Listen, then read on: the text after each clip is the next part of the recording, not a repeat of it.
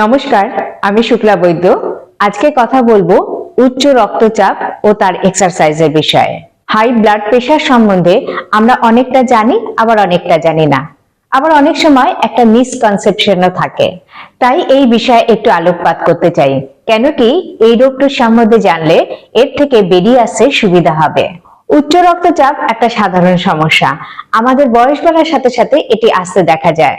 অনেক সময় পেশেন্টরা বুঝতেই পারে না যে তার হাই ব্লাড প্রেশার আছে, তাই একে সাইলেন্ট কিলারও বলা হয়। আমাদের রক্তের হাত পা নেই যে এটি সারা শরীরে বয়ে যাবে, তার জন্য হৃৎপিণ্ড বা হার্টের প্রয়োজন হয়।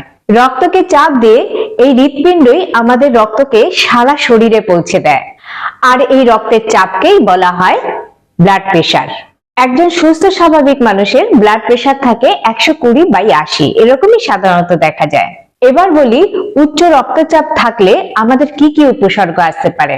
মাথা ব্যথা, মাথার পেছনের দিকে ব্যথা, ঘাড় ব্যথা, একটা শ্বাসকষ্টের প্রবলেম, চোখের প্রবলেম, এই সমস্ত প্রবলেমগুলো দেখা যায়। এটা তো গেল উপসর্গ। এবারে এই হাই ব্লাড প্রেশার থাকলে কি কি প্রবলেম আসতে পারে।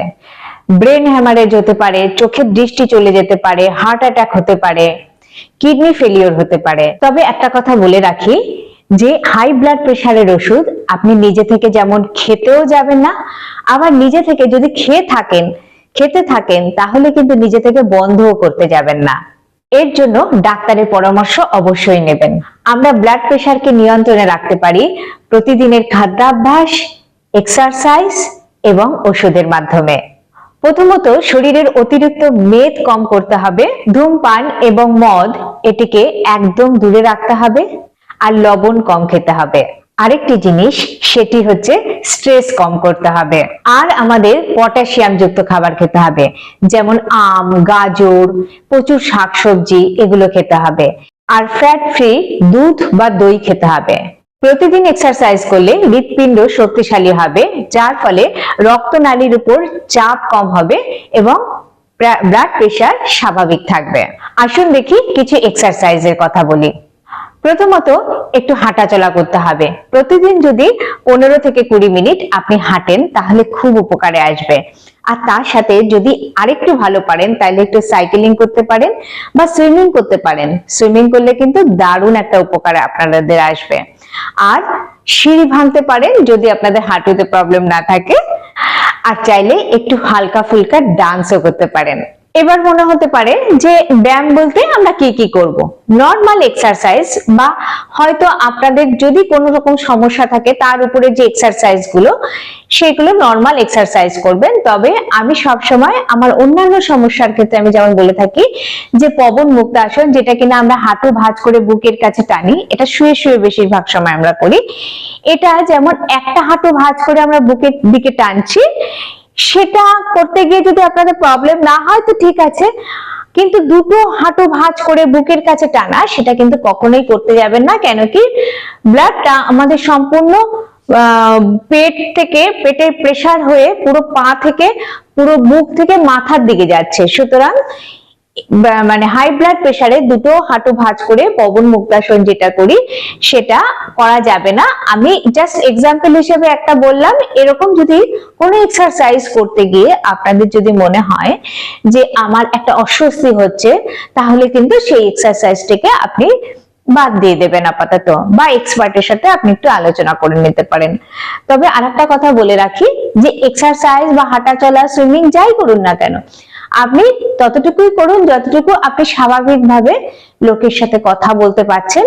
হ্যাঁ, কষ্ট হচ্ছে না, কিন্তু যদি কথা বলতে গিয়ে আপনার যদি মনে হয় সেই টাইমে, যাই হোক না কেন, মানে কথা বলার প্রয়োজন হয় না তাও বলছি, মানে যদি এরকম হয় যে আপনার কষ্ট হচ্ছে অতিরিক্ত, আপনি শ্বাস নিতে কষ্ট হচ্ছে, তাহলে কিন্তু তখনের মতন ওটাকে বন্ধ রেখে আপনি রিল্যাক্স করবেন এবং ডাক্তারের সাথে পরামর্শ করবেন।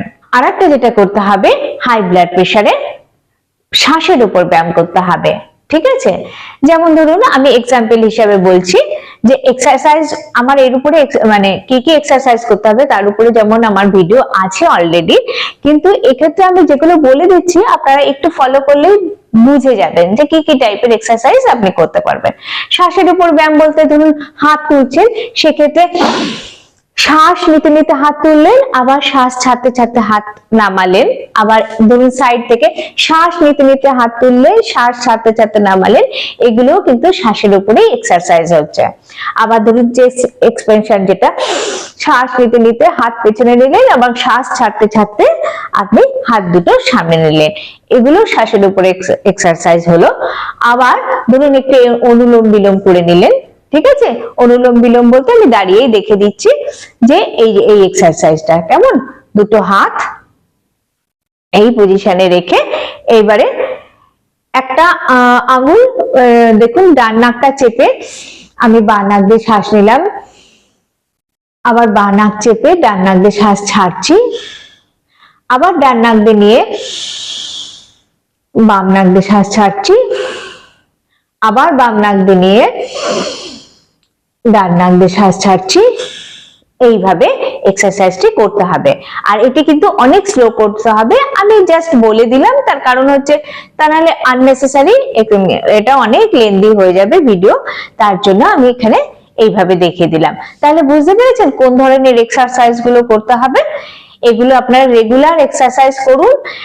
খাদ্যাভ্যাসের দিকে খেয়াল রাখবেন যে অতিরিক্ত উত্তেজক খাবারও যেমন খাবেন না, ফ্যাট ফ্রি খাবার আপনাকে খেতে হবে, ধূমপান মদ এগুলো থেকে আপনাদের দূরে থাকতে হবে, হ্যাঁ। আর ওজন কিন্তু নিয়ন্ত্রণে রাখতে হবে। রেগুলার এক্সারসাইজ আপনাদের করতে হবে, হালকা ফুলকা এক্সারসাইজ, হেভি ওয়েট নিয়ে কোনো এক্সারসাইজ করা যাবে না। এগুলোর উপর খেয়াল রাখুন।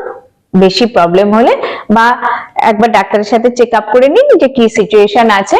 যদি ব্লাড প্রেশার না থাকে তো কোনো চিন্তা নেই, আর ব্লাড প্রেশার যদি হাই ব্লাড প্রেশার থাকে তাহলে কিন্তু এগুলোর দিকে আপনাদের খেয়াল রাখতে হবে। তো ভালো থাকুন, সুস্থ থাকুন, আবার দেখা হবে আরেকটি ভিডিওতে।